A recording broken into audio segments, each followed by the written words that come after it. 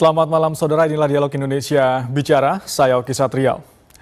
Frekuensi yang digunakan oleh media penyiaran merupakan wilayah publik yang dikuasai negara. Oleh sebab itu frekuensi ini harus digunakan untuk menyediakan informasi dan juga edukasi bagi masyarakat. Lalu apa jadinya jika frekuensi publik ini digunakan untuk program minim edukasi bahkan sudah menyentuh ranah privasi? Inilah yang akan kami bahas selama 30 menit ke depan di bagian pertama Dialog Indonesia Bicara. Kami akan membahasnya bersama dua narasumber yang sudah bergabung secara virtual. Yang pertama adalah Ketua Komisi Penyiaran Indonesia Pusat, Agung Suprio. Selamat malam, Pak Agung. Selamat malam. Ya, terima kasih sudah bergabung. Dan juga anggota Komisi 1 DPR RI, Christina Aryani. Selamat malam, Mbak Christina. Malam, Mas Oki. Ya, terima kasih sudah bergabung. Salam sehat selalu, Pak Agung dan juga Mbak Christina. Pertama saya ingin ke Pak Agung, dari KPI sudah dilakukan pemanggilan terhadap media penyiaran, Pak Agung, yang sudah menyiarkan program-program yang dinilai minim edukasi. Yang terbaru adalah proses lamaran salah satu selebriti yang disiarkan selama kurang lebih 3 jam di frekuensi publik begitu ya. Bagaimana kemudian proses ini berjalan, Pak Agung? Ya, pertama saya ingin mengucapkan terima kasih kepada masyarakat ya, kepada civil society yang memberikan masukan kepada KPI ataupun kepada lembaga penyiaran secara langsung untuk kemudian memperhatikan tentang kepentingan publik itu. Nah, kami telah memanggil pihak terkait, dalam konteks ini televisi yang menyiarkan hal itu. Kami bertanya beberapa hal terkait lamaran tersebut ya. Yang kami tanya tentunya adalah terkait dengan sosok dari artis tersebut ya, atau orang bilang public figure, karena yang bersangkutan ini kan, atau yang menikah ini 2 orang yang memang awal mulanya eksis dari media sosial, eksis sebagai YouTuber, lalu kemudian merambah ke televisi. Karena saking eksisnya, kemudian televisi memanggil orang itu lamaran, dan sering sekali ya, dan dalam konteks ini adalah lamaran. Jadi orang yang eksis di YouTube, yang punya follower di YouTube atau subscribers banyak, kemudian di Instagram juga luar biasa, memang saat ini punya kecenderungan televisi memanggil mereka untuk dijadikan talent, jadikan host. Nah, termasuk yang terakhir ini dijadikan prosesinya itu divisualkan gitu secara live ya. Lalu juga ada pasangannya, ini kan juga artis sebetulnya ya, sama lah dengan laki-lakinya ini. Nah, memang tadi saya katakan bahwa kecenderungan ini terjadi di semua TV, dengan harapan tentunya ketika artis yang tenar di media sosial itu tampil di TV, nah penonton kan jadi beralih ke televisi, disitulah kemudian akan mendatangkan iklan. Nah, pertanyaannya adalah apakah ini sesuai dengan undang-undang penyiaran? Nah, ini yang kemudian kami bertanya kepada stasiun televisi tersebut, motivasinya, kemudian kemanfaatannya, lalu kemudian durasinya. Bahkan kami sempat tanya apakah flyer atau poster yang beredar di media sosial itu buatan TV tersebut. Ya, kami sampai tanya seperti itu. Lalu apa jawabannya, Pak? Pak Agung? Kemudian kami bawa ke pleno untuk kami rumuskan bentuk seperti apa yang sepertinya cocok untuk diberikan kepada televisi tersebut. Kira-kira itu, Mas. Baik, pemanggilan sudah dilakukan terhadap media televisi itu, lalu apa penjelasan yang diberikan oleh pihak media televisi terkait dengan pemanggilan dari KPI? Ya, begini. Laki-lakinya ini ya, mempelai pria, katakan demikian itu ya, itu punya follower itu banyak banget, jutaan gitu ya. Jadi kalau dikatakan sebagai apakah dia merepresentasikan publik ya, tentu dia bisa dikatakan merepresentasikan publik dalam konteks ini adalah follower dia, atau dia punya segmentasi tertentu, kan begitu, segmentasi tertentu. Ini yang penjelasan yang dijelaskan. Kemudian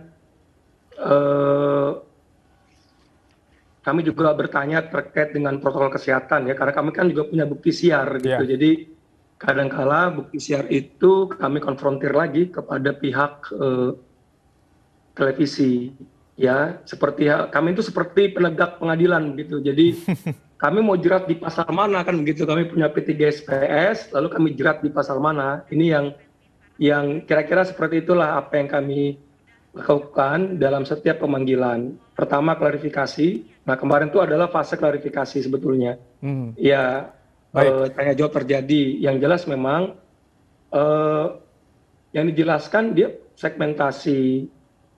punya segmentasi. Jadi dia kalau dikatakan publik, maka publik yang diwakili adalah followernya itu. Kira-kira itu penjelasannya Pak dari Agung, mereka seperti itu. ada opini saat ini yang mengatakan bahwa KPI tidak punya upaya preventif karena sebetulnya promosi mengenai program lamaran itu sudah berlangsung beberapa hari sebelum lamaran diselenggarakan, dan sebetulnya ini bukan kejadian baru, ada beberapa kejadian lainnya juga di televisi lain yang juga menyiarkan hal serupa. Seperti yang kita lihat, yang satu ini ada sebuah opini dari Remo TV di media sosial Twitter, berikut pernyataannya. Baik, ada sejumlah opini di masyarakat terkait juga dengan P3SPS yang disinggung di sini. Disebutkan lembaga penyiaran wajib memperhatikan kemanfaatan dan perlindungan untuk kepentingan publik. Sebetulnya rencana pernikahan Atta Aurel yang ditayangkan di RCTI sudah tersebar di mana-mana. KPI tentu juga mengetahui dan terkesan membiarkan hal tersebut. Begitu juga kembali menyinggung mengenai pedoman perilaku penyiaran, standar program siaran yang disebutkan di salah satu opini di Twitter. Pak Agung, tanggapannya seperti apa? Ya begini, jadi kan kami menindak pasca tayang. Jadi pasca tayang itu sudah tayang kami menindak. Ya jadi kami kan punya asas praduga tak bersalah. Jadi kalau sebelum tayang, kami nggak bisa memberhentikan suatu tayangan ya kecuali dia melanggar, nah itu kita sanksi. Nah beberapa kali misalnya sinetron ya itu sebelum ditayangkan pasti konsul ke kita, kita wajibkan untuk konsultasi. Ini ada P3SPS seperti ini, sehingga mereka mematuhi. Nah ketika tayang melanggar tetap kita berikan sanksi karena kami sudah memberikan edukasi. Nah kasus ini kan sebetulnya banyak hal yang sebetulnya bisa dijadikan semacam jurisprudensi untuk lembaga penyiaran tersebut ya, bahwa ada batasan kalau kemudian televisi menyiarkan sesuatu yang kemanfaatannya kurang. Ya. Nah frase kemanfaatannya kurang ini pun juga menjadi perdebatan. Jadi makanya ketika itu tayang, kami punya bukti tayang untuk kemudian memanggil televisi tersebut atas dasar artinya penindakan itu dilakukan pasca tayang begitu ya, Pak Agung? Iya, kita kan nggak bisa menghentikan satu tayangan kalau belum tayang. Begitu, yang paling kita bisa adalah mengimbau atau kemudian memberikan koridor. Ini P3SPS. Silakan tim produksi, tim manajemen memahami kalau misalnya ini dilanggar, maka kami akan berikan sanksi. Nah itu yang kami lakukan. Jadi kami menjunjung tinggi asas praduga tak bersalah. Belum tentu juga begini Mas, flyer, poster, apakah yang membuat itu adalah pihak RCTI? Ini stasiun TV yang menyiarkan itu. Kami juga tanya seperti itu, kenapa menjadi viral? Poster seperti itu, apakah betul poster itu diproduksi oleh TV tersebut? Nah ini kan menarik ya, kami juga bertanya. Baik, saya akan beralih ke Mbak Kristina dari Komisi 1 DPR RI. Mbak Kristina, tentu kita sering melihat saat ini frekuensi publik, dalam hal ini media penyiaran, digunakan dengan program yang sering dikatakan minim edukasi, bahkan sudah menyentuh ranah privasi. Seperti yang kita saksikan beberapa hari yang lalu, prosesi lamaran yang dikatakan tidak memiliki unsur edukasi dan menyentuh ranah privasi yang sebetulnya tidak perlu dipublikasikan. Bagaimana pandangan DPR mengenai hal ini, Mbak? Ya, terima kasih Profi. Agung, salam lagi ya, salam sehat selalu. Salam sehat, Mbak. Kami melihatnya dari beberapa perspektif ya. Sebetulnya kalau dari sisi lembaga penyiaran di zaman pandemi seperti ini yang pemasukan iklan segala pasti berkurang, ini pasti menjadi suatu sarana ya untuk meningkatkan rating dan kemudian mendapatkan iklan. Tapi tidak bisa dipisahkan dari itu juga bahwa semua lembaga penyiaran sebagaimana digariskan oleh amanat undang-undang punya fungsi yang harus dijalankan. Salah satunya fungsi edukasi. Nah, edukasi macam apa kira-kira yang bisa diberikan dengan tayangan yang durasinya panjang seperti ini, lalu eksklusif hanya tentang suatu konten? Nah, ini kan bisa dipertanyakan sendiri gitu ya. Nah, terkait dengan itu memang menjadi wewenang dari KPI yang telah juga menerbitkan pedoman penyiaran, lalu juga ada standar program siaran. Di situ sudah ada pasal-pasal yang memang kalau kita lihat sepertinya ya bisa dikenakan untuk kejadian ini. Tapi proses itu sedang berjalan, kami menghargai mitra kami yang akan nanti menilai melalui pemeriksaan. Tadi kan sudah dikatakan Pak Agung sedang melakukan klarifikasi dan akan ditindaklanjuti. Itu di satu sisi, Mas. Saya juga ingin menyoroti bahwa di masa pandemi ini kenyataannya memang lebih banyak masyarakat, utamanya juga anak-anak yang menonton televisi gitu. Dan mereka juga durasi menonton televisi itu sendiri meningkat. Ada penelitian dari AC Nielsen ya yang menyatakan itu lebih dari 4 jam berapa menit meningkat jadi 5 jam something gitu. Nah, ini kan juga menjadi concern kami juga gitu. Apakah dengan paparan-paparan siaran seperti ini ada sisi edukasinya gitu. Hiburan ya mungkin, tapi kan hiburan juga tidak perlu terlalu lama-lama juga karena mengingat tadi ada fungsi yang memang harus dijalankan oleh lembaga penyiaran. Baik, saat ini kan kita punya P3 SPS, Mbak Christina, yang mengatur mengenai bagaimana aturan-aturan terkait penyiaran, termasuk juga di pasal 13 kalau tidak salah yang terkait persoalan pribadi yang sebetulnya tidak perlu dipertontonkan di depan publik. Lalu apakah aturan ini sudah ditegakkan selama ini dalam perspektif DPR?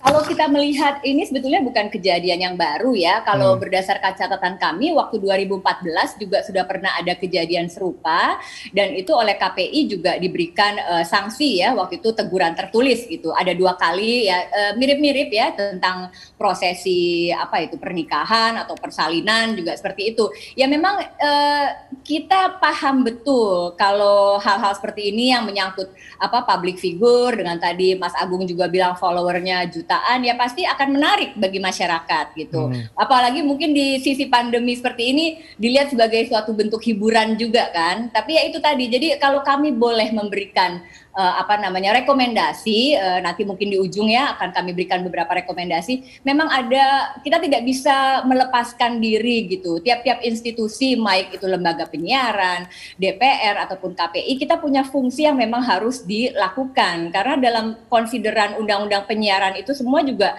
sudah digariskan. Jadi penyiaran ini tujuannya apa? Penyiaran ini harus untuk kepentingan publik secara luas gitu. Tidak bisa kita langsung karena pertimbangan ekonomi atau pertimbangan rating kemudian kita menegasikan apa yang memang sudah menjadi tanggung jawab kita bersama. Itu pendapat saya, Mas. Saya kembali ke Pak Agung. Jika kita melihat refleksi dari beberapa kejadian sebelumnya, Pak, di TV-TV swasta lainnya, apa yang kemudian dilakukan KPI, tindakan apa yang dilakukan KPI terhadap media penyiaran yang melakukan hal serupa seperti saat ini, mempublikasikan kegiatan pribadi dengan durasi yang cukup panjang sehingga tidak dikatakan tidak ada unsur edukasinya, begitu Pak Agung. Nanti kami akan tanyakan, kami akan kembali usai jeda berikut ini.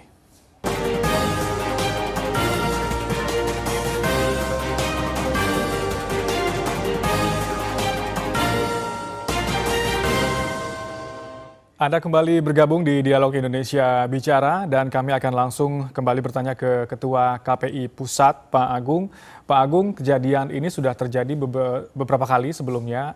Jika kita melihat refleksi sebelumnya, hukuman atau konsekuensi apa yang perlu ditanggung oleh media penyiaran untuk penyiaran yang dikatakan minim edukasi ini sebelumnya, Pak? Ya, tentu ada berbagai macam sikap dari Komisi Penyiaran Indonesia terkait dengan tayangan-tayangan seperti ini. Karena kalau kita bicara tentang kemanfaatan kepentingan publik, maka sebetulnya banyak banget tayangan yang kalau kita perdebatkan pun juga apa sih manfaatnya untuk kepentingan publik, kan begitu, pasti banyak itu. Pasti berdebat itu, umpamanya apakah acara nyanyian misalnya itu ada nggak sih manfaatnya untuk publik, itu pasti jadi perdebatan yang sengit. Mendefinisikan suatu kepentingan publik itu luar biasa sengitnya, bahkan di antar komisioner itu perdebatan yang sangat menarik, apa yang dimaksud dengan public interest, lalu apa bedanya dengan public need dan sebagainya. Nah, tadi Bu Christina ini menarik, kami sangat menghormati beliau. Intinya kalau saya ambil kesimpulan dari Bu Christina bahwa KPI itu harus punya wisdom, ya, kebijaksanaan dalam melihat aspek dalam melihat penyiaran atau konten penyiaran atau program siaran dari banyak aspek. Ya, tadi Bu Christina menyebut walaupun lembaga penyiaran sekarang sedang mengalami krisis karena pandemi, apalagi juga secara alamiah berhadapan dengan media baru yang ratingnya semakin lama semakin tinggi di kalangan milenial. Jadi perhatian terhadap rating juga penting, namun juga harus memperhatikan tentang edukasinya kepada masyarakat. Jadi kita harus memperkaya diri dengan berbagai perspektif, sehingga keputusan yang diambil oleh KPI itu bisa adil, atau bisa memuaskan, atau bisa mewakili sebagian besar dari perspektif, kalau nggak semua ya, sebagian besar dari perspektif tersebut bisa terwakili oleh keputusan KPI nantinya. Kira-kira seperti itu. Nah, tadi Bu Christina sudah menyampaikan dua perspektif yang bertolak belakang. Yang satu rating, yang satu adalah kepentingan dari publik. Nah, sekarang menarik ketika kami melakukan tanya jawab kepada stasiun tersebut lalu mengelaborasinya. Yang kami lihat itu begini, ada sebuah jawaban yang saya kira cukup menarik untuk kita cermati. Yang pertama, kalau kita bicara edukasi, maka tayangan tersebut menampilkan protokol kesehatan. Jadi kalau kita kan sekarang ini prokes ya, jadi semua artis yang tidak menjaga jarak harus pakai masker, dia harus menjaga jarak. Kalau kemudian tayangannya tidak menjaga jarak, kemudian tidak pakai masker, itu diberikan sanksi oleh KPI. Ini contoh begitu. Nah, sekarang kita lihat tayangan tersebut memang menampilkan protokol kesehatan. Jadi ada semacam edukasi kepada publik. Yang kedua ini ada semacam, ini tren baru ya, mungkin di kalangan netizen ya. Kalau saya membaca Instagram KP Pusat yang menampilkan gambar pemanggilan kami terhadap stasiun RCTI, ya, itu baik banget komentar di bawahnya itu. Kalau Bu Christina maupun teman-teman penonton atau moderator ini melihat, itu sangat menarik. Jadi mereka bilang begini, di era pandemi syukurlah ada acara yang menghibur seperti ini, kira-kira begitu. Jadi kami stay di rumah nonton tayangan ini, kalau nggak ada tayangan ini kami keluyuran nih biasanya. Nah, mungkin dia simpatisannya Atta atau apa, aku nggak tahu lah. Ada juga yang mengatakan begini, saya tuh sebetulnya ingin datang ke pernikahannya Atta, tapi karena ditayangkan di TV, jadi saya nggak perlu datang. Walaupun sebetulnya ada media lain yang menayangkan seperti YouTube begitu, Pak Agung. Ya, jadi kami ingin mengambil sebanyak mungkin perspektif sebelum membuat keputusan. Baik. Ya, itu dia. Baik. Itu yang Pak Agung, yang sekarang sedang dalam proses di Komisi Penyiaran Indonesia. Mengambil baik perspektif, lalu kemudian membuat semacam keputusan yang kami sih berharap ini bisa mewakili semua pihak. Kalau enggak ya mayoritas terwakili dengan keputusan dari Komisi Penyiaran Indonesia. Saya beralih ke Mbak Christina. Menarik tadi Pak Agung mengatakan sebetulnya masih ada perdebatan mengenai klasifikasi public interest dengan public needs begitu ya. Bahkan tadi menganalogikan dengan sebuah program musik. Apakah kita membutuhkan program musik? Apakah ada nilai edukasinya begitu ya? Bu Christina, Mbak Christina maksud kami, apakah kita perlu membuat sebuah haluan baru atau mungkin tolak ukur bagi pedoman penyiaran untuk bisa mengklasifikasikan program-program ini program edukasi, hiburan, kemudian bisa memberikan acuan juga bagi seluruh media penyiaran, Mbak? Ya, saya ingin mengangkat sedikit ya. Kalau peran KPI itu kan memang berfungsi mewadahi aspirasi masyarakat ya, mewakili kepentingan masyarakat akan penyiaran. Nah, jadi ada banyak kategori atau banyak yang masuk sebagai masyarakat ini. Saya juga angkat juga ada Koalisi Nasional Reformasi Penyiaran yang punya kepentingan ya untuk mengangkat ini bahwa ini ternyata dirasakan tidak pas seperti itu. Nah, sebetulnya kita punya momen yang tepat untuk itu karena di Komisi 1 kami akan merevisi Undang-Undang Penyiaran, itu satu hal. Lalu juga saat ini KPI ini tengah dalam proses untuk merevisi juga P3 dan SPS tadi yang memang per rapat kami terakhir dengan KPI 2 Februari itu Komisi 1 mendorong agar ini bisa selesai paling lambat di pertengahan tahun 2021 ini. Nah, apabila memang selama ini KPI dalam kesehariannya merasakan ada kesulitan atau merasakan sudah tidak tepat lagi gitu ketentuan Undang-Undang Penyiaran ini kan 2002 ya 2002 sorry. Ini kan tentunya dengan keadaan 2021 ini pastinya sudah sangat berbeda. Nah, mungkin ada hal-hal khusus yang dirasakan perlu untuk masuk sebagai poin-poin revisi ya ini menjadi momen yang tepat untuk itu gitu. Dan kemudian juga jika ingin diturunkan dalam P3 SPS tadi yang saat ini juga sedang dalam revisi kami menyambut dengan baik. Tapi ya itu tadi peraturan ini kan tidak bisa mengatur lebih daripada apa yang diamanatkan undang-undang gitu. Nah, jadi ini menjadi momen kita berkaca dengan hal-hal yang terjadi ini ya kita juga prihatin ya dengan pandemi yang pasti dirasakan oleh semua orang. Nah, bagaimana sebaiknya reformulasi daripada kepentingan publik, lalu tadi manfaat apa segala ini akan direformulasi ulang seperti apa ya, ini terbuka untuk didiskusikan dan dibahas lebih lanjut. Lalu apa rekomendasinya Mbak Christina terkait dengan kemungkinan adanya membuka opsi mengubah kembali undang-undang dan kemudian rekomendasinya ke depan untuk KPI seperti apa?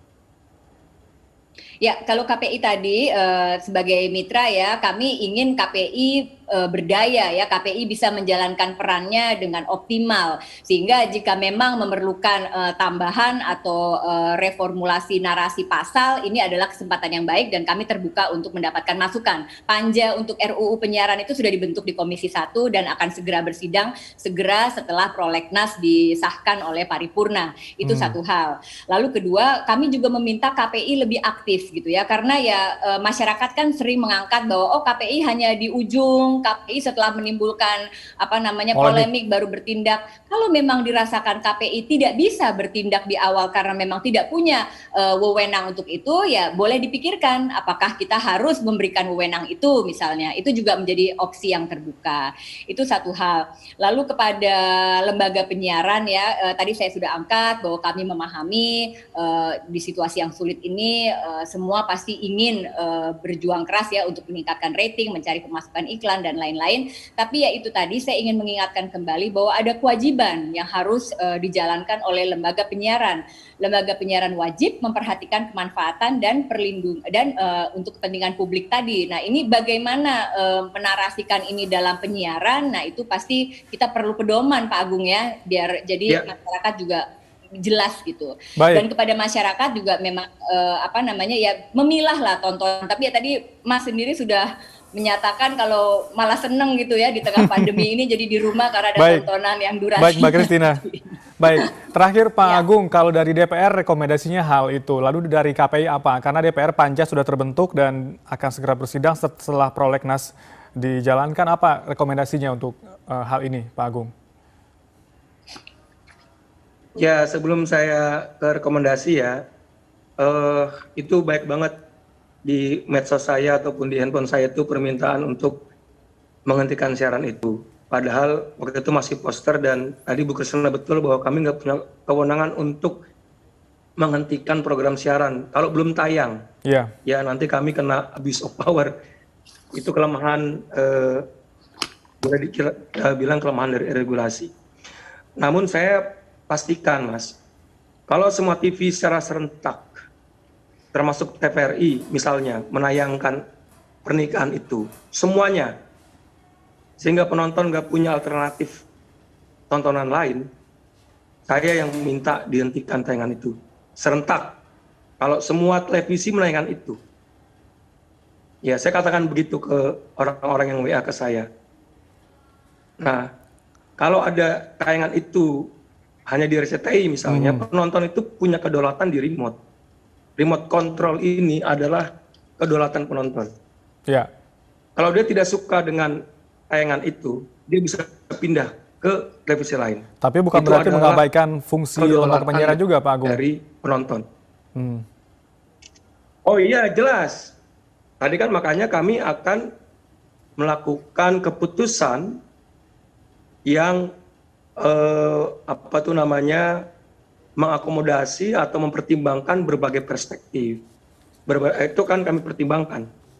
Sehingga keputusan yang kami keluarkan nantinya semoga mencerminkan aspirasi dari semua pihak. Baik. Kalaupun tidak, ya sebagian besar mayoritas. Nah,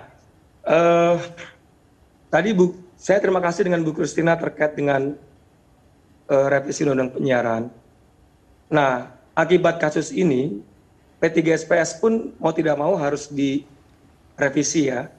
Kami nanti akan coba membuat operasional teknis, misalnya tentang durasi. Jadi kalau misalnya durasi dari seremoni seperti ini, ya misalnya dibatasi 2 jam, lebih dari 2 jam umpamanya, ya, kena sanksi. Baik. Nah, itu contoh-contoh hal yang kemudian bisa menjadi pijakan kita bersama terkait dengan tayangan-tayangan seperti ini. Baik. Kira-kira itu, Mas. Baik. Terima kasih atas waktunya Pak Agung Supriyo dan juga pandangan-pandangannya malam hari ini, dan juga Mbak Christina Aryani, anggota Komisi 1 DPR RI. Kita akan tunggu panja ini akan bekerja dan bersidang sehingga kita punya paduan dan pedoman khusus untuk lembaga penyiaran. Dan juga tentu ini tantangan juga bagi lembaga penyiaran menghadirkan program yang edukatif namun menarik bagi seluruh masyarakat dan mengakomodasi semua kepentingan masyarakat di Indonesia. Terima kasih Pak Agung dan juga Mbak Christina. Selamat malam, salam sehat selalu. Sama-sama Mas Oki, selamat malam. Ya Mbak Christina, selamat malam Mbak Christina, salam sejahtera Mbak. Sama-sama. Baik, usai jeda kami akan kembali dengan topik lainnya. Tetap bersama kami di Dialog Indonesia Bicara.